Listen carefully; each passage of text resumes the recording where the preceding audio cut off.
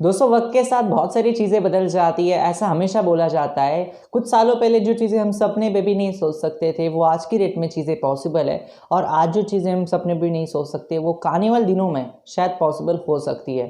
जी हाँ दोस्तों, मैं ह्यूमन लाइफ के एक बहुत ही बड़ी डिस्कवरी और बहुत बड़े ट्रेड के बारे में बात करने वाला हूँ। ट्रेड इसलिए बोल रहा हूँ क्योंकि जॉब्स के बारे में अगर मैं बात करूँ, तो आर्टिफिशियल इंटेलिजेंस आने वाले दिनों में बहुत बड़ा क्वेश्चन मार्क है, क्या इस वजह से जॉब्स जाएंगे। मैं आपको आज के वीडियो में स्पेशली फार्मेसी फील्ड के बारे में बात करने वाला हूँ कि अगर ऐसा कुछ होता है, आर्टिफिशियल इंटेलिजेंस आता है, तो इसका इफेक्ट फार्मेसी फील्ड के ऊपर कितना होगा और मेरा ओपिनियन इसमें क्या है और कौन कौन से फील्ड इससे अफेक्ट हो सकते हैं, इसके बारे में मैं आपको डिटेल में बात करूंगा। तो इस वीडियो को शुरू से लेकर अंत तक जरूर देखिए।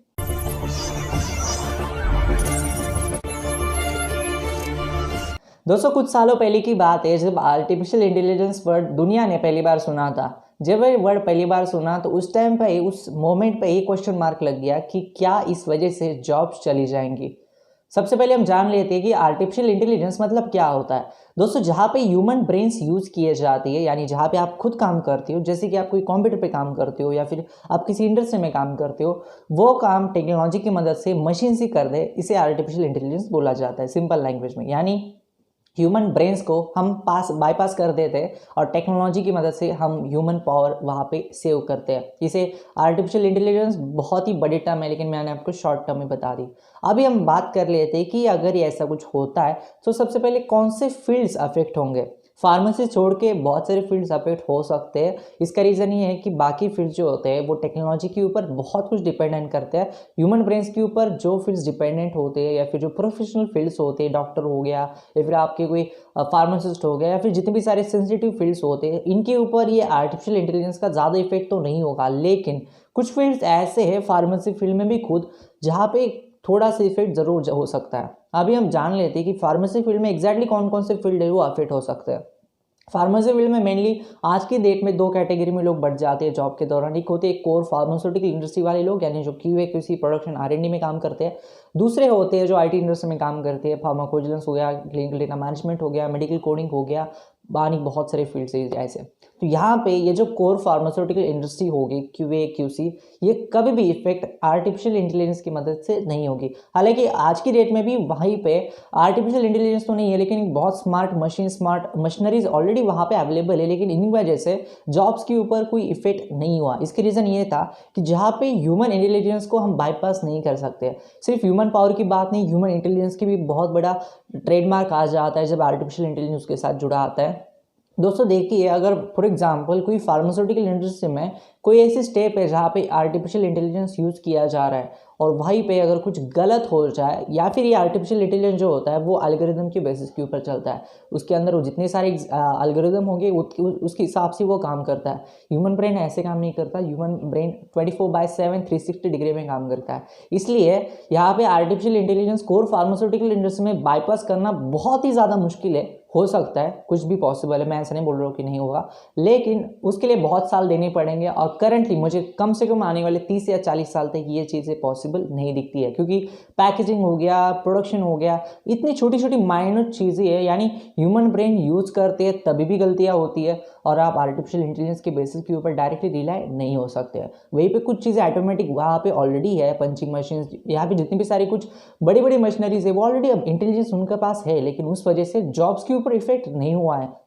वहाँ पे जॉब ऑलरेडी पहले से थी, अभी भी है जॉब, क्योंकि ह्यूमंस का भी वहाँ पे इंटरफेरेंस उनको उतना ही ज़्यादा इंपॉर्टेंस रखता है जितना मशीनरीज रखते हैं। अब हम बात करते हैं इस आईटी इंडस्ट्री की, जो पिछले 4-5 या फिर 6-7 साल से बहुत बूमिंग में है इंडिया में। पीवी हो गया, क्लिनिकल डेटा मैनेजमेंट हो गया, इन सारे फील्ड्स में हम सबसे पहले बात करना चाहता हूँ फार्माकोविजिलेंस की। फार्माकोविजिलेंस में दो टाइप्स के लोग होते हैं, एक होते हैं फार्माकोविजिलेंस के कोडर्स और दूसरे होते हैं फार्माकोविजिलेंस के एनालिस्ट। अब यहाँ पे ये दो सारे लोग होते हैं। यहाँ पे बहुत ही सेंसिटिव रिपोर्ट्स होते हैं, पेशेंट के रिपोर्ट्स हैंडल किए जाते हैं। एक रिपोर्ट का कंपनीज को एक रिपोर्ट हैंडल करने का या फिर एक रिपोर्ट प्रोसेस करने का थाउजेंड्स ऑफ रुपीज़ मिलते हैं। एक बहुत सेंसिटिव चीज़ होती है adverse drug reaction, adverse drug report. तो यहाँ पे इन सारी चीज़ों को आप आर्टिफिशियल इंटेलिजेंस की मदद से बाईपास नहीं कर सकते, क्योंकि इसका रीज़न भी मैं बताता हूँ। कुछ सिम्टम्स ऐसे होते हैं, ह्यूमन बॉडी जो होती है वो एक ही सिम्टम नहीं दिखाती, यानी बहुत सारे सिम्टम्स ऐसे होते हैं जो रेयरली आते हैं। तो ये ऐसे केस में आर्टिफिशियल इंटेलिजेंस जो कि पहले से ही एल्गोरिथम के बेसिस के ऊपर चल रहा है, वहाँ पे ह्यूमन इंटरफेरेंस को बाईपास करना बहुत ज़्यादा मुश्किल है। यहाँ पे जितनी भी सारी फील्ड्स आती है जिनको ह्यूमन की बहुत ज़्यादा ज़रूरत होती है, वहाँ पे बाईपास करना बहुत मुश्किल होता है। दूसरा हम बात करते हैं मेडिकल कोडिंग की।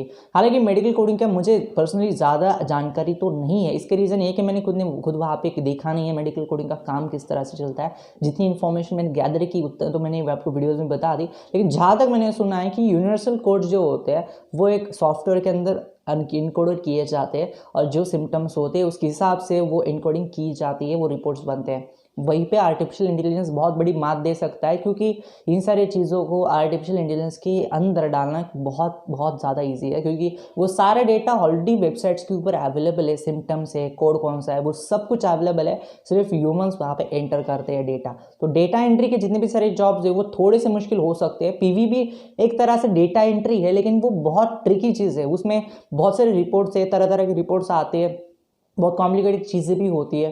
तो इसलिए वहाँ पे आर्टिफिशियल इंटेलिजेंस नहीं आ सकता, लेकिन ये मेडिकल कोडिंग में शायद मेरा पर्सनल ओपिनियन ऐसा है कि आ सकता है। थोड़ा सा डिफरेंट फील्ड ये है। ये था आज का वीडियो। मुझे ऐसा लगता है कि मैंने सारे ओवरऑल टॉपिक्स को कवर कर दिया, सारे वीडियोस को कवर कर दिया, जितने कुछ हमने आज तक इस चैनल के ऊपर टॉपिक में बनाए। ये था आज का वीडियो करने से पहले अगर आपने मुझे इंस्टाग्राम के ऊपर फॉलो नहीं किया तो आप मुझे इंस्टाग्राम के ऊपर फॉलो कर सकते हैं। वहाँ पे आपके सवाल का जवाब मैं देता हूँ। चैनल के ऊपर पहली बार आए तो चैनल को सब्सक्राइब कर देना, इस वीडियो को लाइक कर देना, इस वीडियो में कोई टीसी कमेंट कर देना। धन्यवाद दोस्तों, ये वीडियो देखने के लिए धन्यवाद।